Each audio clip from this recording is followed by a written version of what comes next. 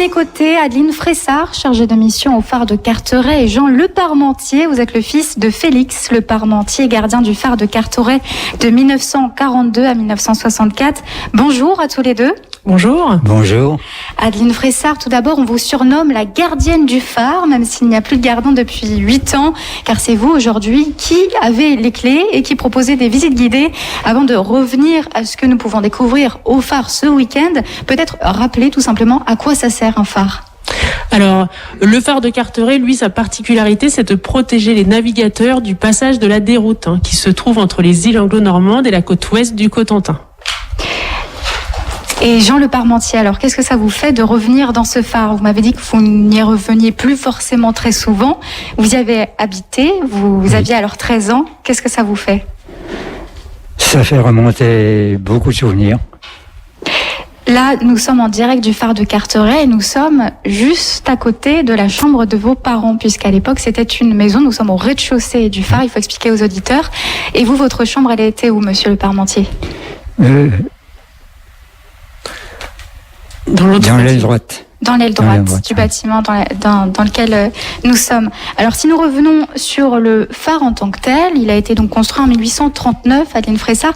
Est-ce que vous pouvez expliquer donc pourquoi il a été construit tout d'abord et comment est-ce qu'il fonctionnait, puisque maintenant il n'est plus manuel, il est automatique. Est-ce que vous pouvez revenir peut-être sur cette époque, les débuts, et puis ensuite, monsieur Leparmentier, vous allez expliquer aussi les souvenirs que vous avez, puisque votre père était gardien de phare. Quel était son quotidien ? Adeline, tout d'abord peut-être. Alors le phare, à ses débuts, au début de son fonctionnement, il a été allumé le 1er juillet 1839 et il fonctionnait à l'huile à cette période-là. Et on avait 2 gardiens qui s'occupaient du phare, qui pour l'entretien, pour l'allumage, etc., la surveillance aussi, puisqu'après il a fonctionné au pétrole, donc il y avait des risques d'incendie à cette période-là. Donc on avait 2 gardiens qui tournaient en quart et qui s'occupaient du phare. Donc ils vivaient tous les deux dans le phare. Ils avaient chacun leur aile sur les 2 côtés du phare où ils vivaient avec leur famille. Et donc, ils s'occupaient de l'entretien du phare, de l'allumage. S'il y avait une panne, ils pouvaient réparer aussitôt à cette époque-là. Aujourd'hui, en effet, il est automatisé. Donc, depuis 1976, il est automatisé. Donc on avait un gardien qui est resté ici jusqu'en fin 2011, début 2012. Donc il avait l'entretien du phare. S'il y avait une panne, il pouvait réparer aussitôt. C'était monsieur Gosselin. Et puis il avait aussi l'entretien des bouées et des feux de Port-Bail, Barneville, Carteret. Et donc maintenant il est automatisé, il s'allume, il s'éteint tout seul. Et c'est les visiteurs qui viennent au phare qui le font vivre aujourd'hui avec leur visite. Et c'est vous aussi, non, qui programmez pas du tout, c'est les phares et balises de Cherbourg qui viennent pour tout ce qui est entretien du phare, tout ce qui est électrique, si jamais il y a une panne. Donc ils viennent très régulièrement et puis ils font des essais, ils entretiennent aussi la pierre, le granit, etc. Donc c'est très très complet. Alors maintenant, donc on l'a vu, c'est automatisé. À votre époque, Jean Leparmentier, votre père qui était gardien de phare, comment est-ce qu'il faisait tous les jours pour allumer le phare ? Est-ce que vous pouvez nous raconter ? Le phare était électrifié, donc il avait 1 heure suivant l'heure du soleil, du coucher du soleil, et il allumait le phare tout simplement. Et l'optique tournait au moyen d'un mouvement d'horlogerie. Et il fallait remonter le poids toutes les 3 heures.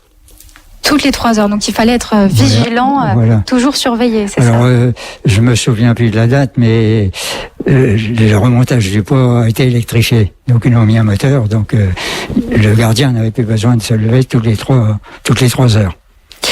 Mais il avait une ronde à faire à minuit. À minuit, d'accord. Une ronde à faire et scruter tout l'extérieur et signaler les feux de phare qu'il apercevait. Il surveillait toujours, puisque même sa chambre, vous disiez, il ne ferme pas les rideaux pour pouvoir voir le phare. Il avait une fenêtre qui donnait sur la mer, sur les îles anglo-normandes, et à chaque fois qu'il se réveillait, il regardait toujours la fenêtre, car il voyait les rayons du phare tourner à travers la fenêtre. C'était une surveillance automatique. Défaut des gardiens. Et alors, cet allumage du phare, on peut le voir demain soir, c'est ça, lors d'une visite nocturne. On organise une nocturne, alors on en organise de plus en plus parce que ça plaît beaucoup, et on en fait une pour les journées du patrimoine demain soir. Donc il y a plusieurs créneaux de proposés. Le premier, c'est l'allumage du phare. Donc avec les visiteurs, on assiste en direct à l'allumage du phare et je leur explique le fonctionnement du petit capteur qui fait que le phare s'allume tout seul, etc. Alors, pour assister à ces visites, comment on fait? Est-ce qu'il faut réserver? Il faut réserver auprès de l'Office de tourisme du Cotentin. Donc, je peux vous donner le numéro de téléphone si vous voulez.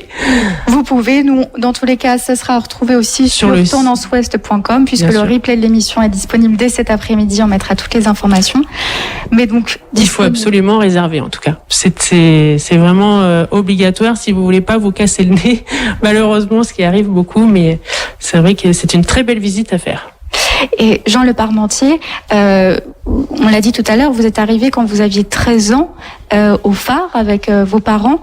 C'était pendant la Deuxième Guerre mondiale. Oui. Alors, c'est en 42. En 42, oui. Le phare ensuite, est-ce qu'il a été utilisé par les Allemands? Oui, jusqu'à... Attendez, oui, en 42, oui, il était avant... Non, c'est mon père qui le faisait tourner à ce moment-là. Oui. Jusqu'à ce qu'il soit expulsé par les Allemands. Les Allemands donc sont arrivés à ce moment-là. Oui. Et on demandait à votre père et à votre famille de partir un peu plus loin, c'est ça, du phare? Oui. Il y avait une villa qui allait légèrement en dessous. Ça servait de point stratégique. Oui, et mon père montait tous les soirs, allumait le phare. Il avait le droit, lui, de venir s'occuper uniquement de l'optique et d'éteindre et allumer le phare. D'accord. Il continue jusqu'à ce qu'il y ait expulsion. Et ensuite, parce qu'il nous a expulsé.